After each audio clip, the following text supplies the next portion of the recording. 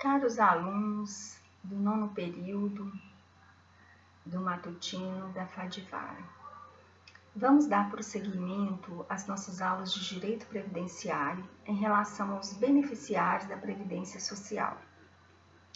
Vimos em aulas passadas que os beneficiários se dividem em segurados e dependentes. E os dependentes, que foi a nossa última aula, vocês viram que estão ali divididos em classes, primeira, segunda e terceira classe. Hoje veremos em relação à perda da qualidade de dependente. Quais as situações que levam aquele dependente perder a sua qualidade? Bom, as situações de perda da qualidade de dependente tem previsão legal nos artigos 17 do Decreto 3.048 de 99, assim como também no artigo 77, parágrafo 2º da Lei 8.213 de 91. Então, a partir de agora, vou mencionar para vocês algumas situações previstas exatamente no artigo 77, parágrafo 2º da Lei 8.213. Então, vamos para a primeira, que é a perda dessa qualidade de dependente e, no caso aí, desse artigo, a perda do direito ao recebimento do benefício pensão por morte. Então, a pessoa perde essa condição pelo primeiro inciso, pela morte do pensionista. O segundo inciso trata da perda desse benefício, assim como também essa perda da qualidade de dependente para o filho, a pessoa equiparada ou o irmão de ambos os sexos, ao completar 21 anos de idade, salvo se for inválido ou tiver deficiência intelectual ou mental ou deficiência grave. Então, os filhos ou pessoa equiparada ou ainda o irmão vão perder a qualidade de dependente ao completar 21 anos de idade, salvo se estiver na condição de inválido ou tiver deficiência intelectual, mental ou deficiência grave. O terceiro inciso tem a previsão para o filho ou irmão inválido pela cessação da invalidez. Então, uma vez que o filho ou irmão inválido tenha essa invalidez cessada, ele vai perder o direito ao benefício e, consequentemente, ele vai perder a sua qualidade de dependente.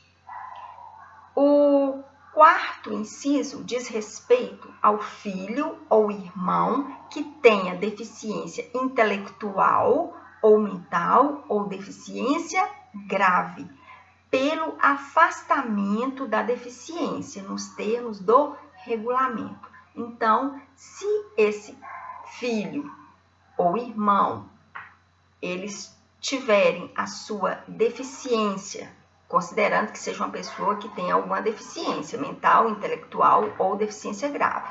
Se for afastado essa deficiência aí, eles então perderão o direito a recebimento de benefício e, consequentemente, perderão a qualidade de dependente. O quinto inciso se refere ao cônjuge ou companheiro. Em relação ao cônjuge ou companheiro, este aí vai perder o benefício, ou seja, perder essa qualidade de dependente, se ele for inválido ou com deficiência, pela cessação dessa invalidez ou pelo afastamento dessa deficiência, respeitados os períodos mínimos de gozo do benefício da pensão. Então, essa pessoa, esse cônjuge que for deficiente mental, intelectual ou deficiência grave, ou ainda se ele for inválido, ele perderá o direito ao benefício quando esta sua invalidez ela for cessada ou quando a deficiência for afastada.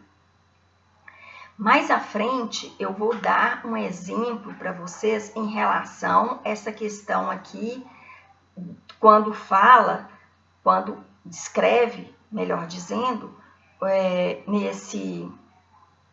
nessa linha, que devem ser respeitados os períodos mínimos de gozo de benefícios de pensão. Depois eu vou retornar isso aqui. A segunda, a linha B, aliás, diz o seguinte: em 4 meses, se o óbito ocorrer sem que o segurado tenha vertido 18 contribuições mensais ou se o casamento ou a união estável tiverem sido iniciados há menos de 2 anos antes do óbito do segurado. Então, voltando, se o segurado que faleceu, ele tiver vertido menos de 18 contribuições mensais para a Previdência Social e tiver menos de 2 anos de convivência, uma comprovação menor que 2 anos de convivência, então aquele cônjuge ou aquele companheiro sobrevivente, que é o seu dependente, só terá direito a recebimento do benefício durante 4 meses. Passaram-se esses 4 meses, vai cessar o benefício e, consequentemente, vai perder a qualidade de dependente. Na linha C, temos que, transcorridos os períodos estabelecidos de acordo com a idade do beneficiário na data de óbito do segurado, se o óbito ocorrer depois de vertida 18 contribuições mensais e pelo menos 2 anos após o início do casamento ou da união estável.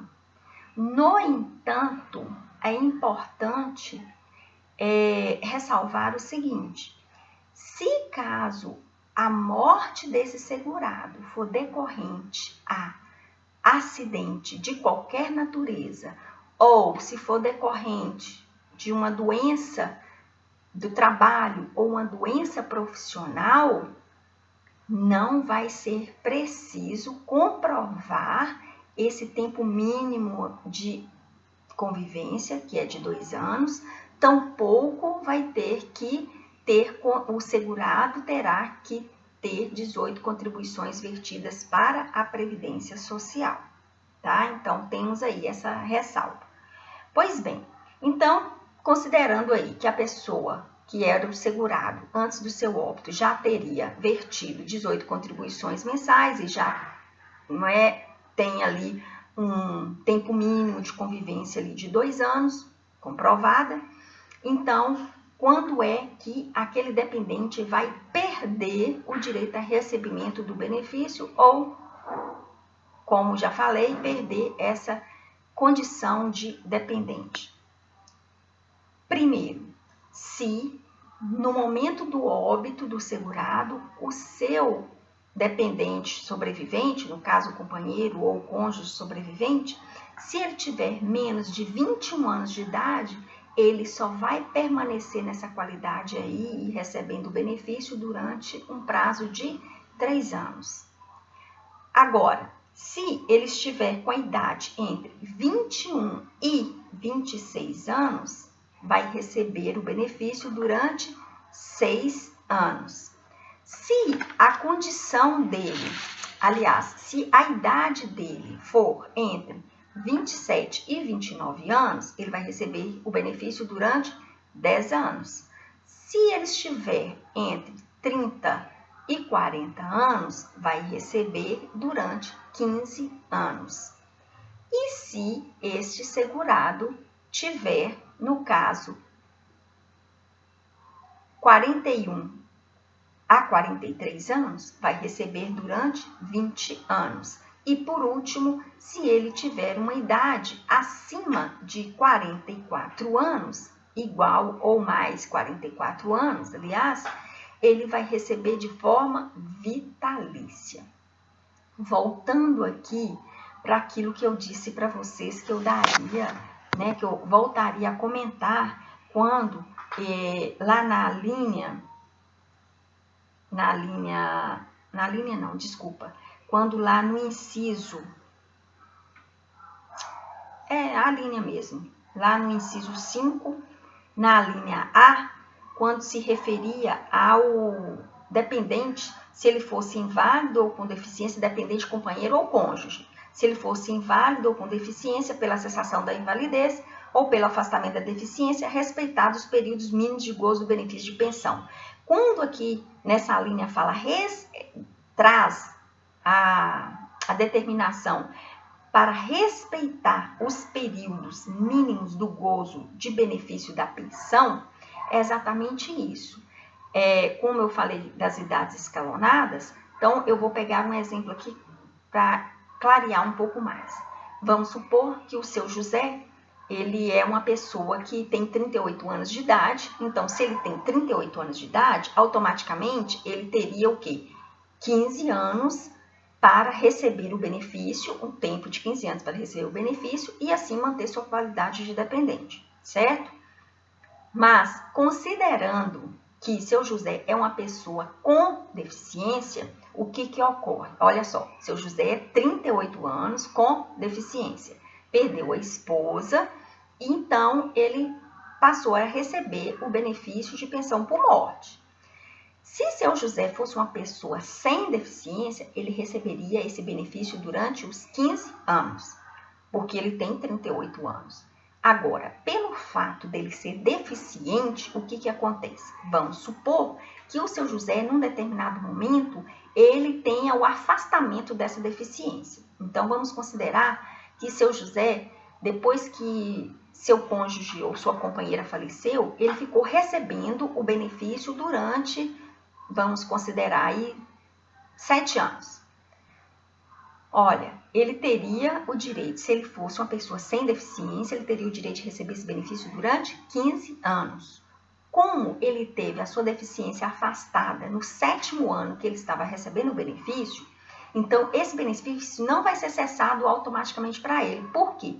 Porque vai ter que ser respeitado esse período aí dos 15 anos, então ele vai receber durante 8 anos, tá? Além dos 7 que ele já havia recebido. Ok?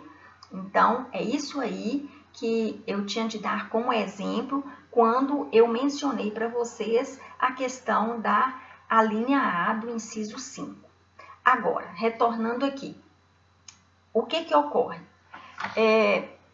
As pessoas, tá? No caso aí, o cônjuge, se o cônjuge ou o companheiro, ele for comprovado, através de um processo judicial, que ele simulou ou fraudou o casamento ou a união estável ou a formalização desses com o fim exclusivo de constituir benefício previdenciário, ele então não vai ter direito de continuar recebendo o benefício, tá? Então, esclarecendo, para os cônjuges ou os companheiros, uma vez que for comprovado através de processo judicial, e aí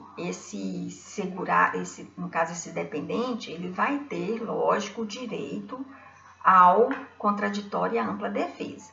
Então, uma vez que for comprovado através de processo judicial que ele simulou ou fraudou a questão do casamento ou da união estável com o intuito de receber benefício, então ele vai perder este benefício e assim vai perder a sua qualidade de dependente. Nós temos essa previsão no artigo 74, parágrafo 2º da Lei 8.213. Ok? Bom, mas e os demais dependentes? No inciso 5, ainda do artigo 77, parágrafo 2º da Lei 8.213, menciona que se o dependente, qualquer que seja o dependente, filho, irmão, ou pai, ou cônjuge, ou companheiro, ele vai perder o seu benefício e, consequentemente, ele vai perder a sua qualidade de dependente pela condenação, se for comprovada, né, uma condenação criminal, no caso, sentença, com trânsito em julgado, se este dependente foi autor, coautor, partícipe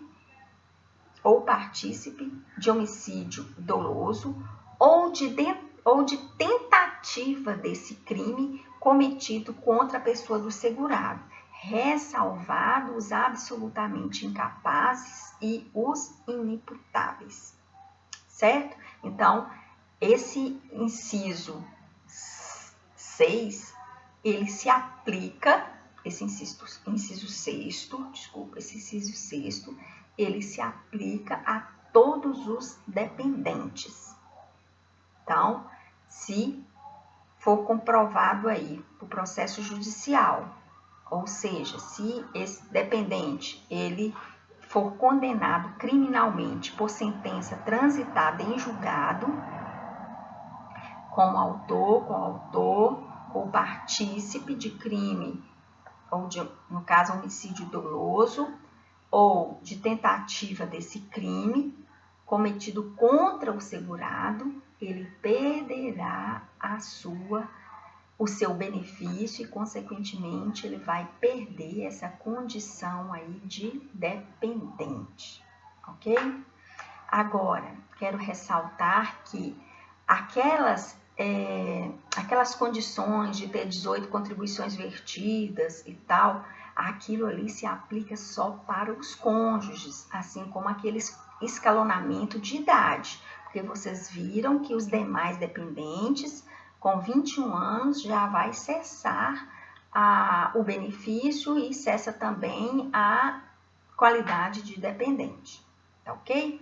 Então, nas próximas aulas, nós vamos retomar um pouco mais sobre esse tema e prosseguiremos também com os demais temas que estão ainda para ser estudados em direito previdenciário. Até lá!